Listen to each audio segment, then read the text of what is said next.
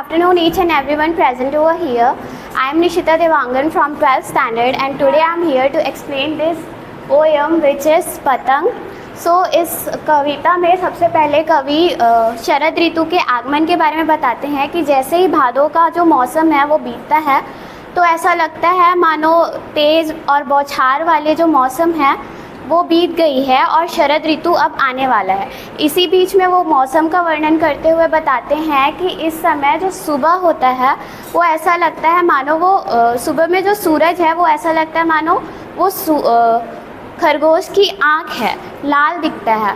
उसके बाद वो अपना जो शरद ऋतु है उसमें उन्होंने शरद ऋतु का मानवीकरण अलंकार करते हुए ये बताया है कि वो साइकिल चलाते हुए पुल पार करते हुए आ रहा है. अब दूसरी तरफ देखें तो कवि ने पतंग और एक बच्चे के मन को बताया है कि जिस प्रकार पतंग जो है ऊंची उड़ान रखता है, स्वतंत्रता का प्रतीक होता है, उसी प्रकार बच्चों में बड़ी बड़ी ऊंचाइयों को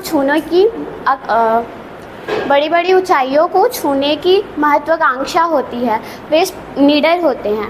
जब वो इस धरती पे आते हैं तो वो कोमल शरीर लाते हैं बचपन से और वो बहुत ही ज़्यादा शरीर से भी और मन से भी कोमल होते हैं. उसके बाद जब वो चलना चालू करते हैं वो जब चलते हैं तो ऐसा लगता है मानो उनका जो चारों तरफ उनकी पैरों की ध्वनि मृदंग की तरह गूंज रही हो. फिर बच्चे जो हैं दौड़ते दौड़ते कभी कभी छत के कोनों पे पहुंच जाते हैं जिससे ऐसा लगता है कि वो गिर जाएंगे या डर बनता है, लेकिन जब वो वहाँ से बच के आ जाते हैं तो उनको मनोबल और भी ज़्यादा बढ़ जाता है.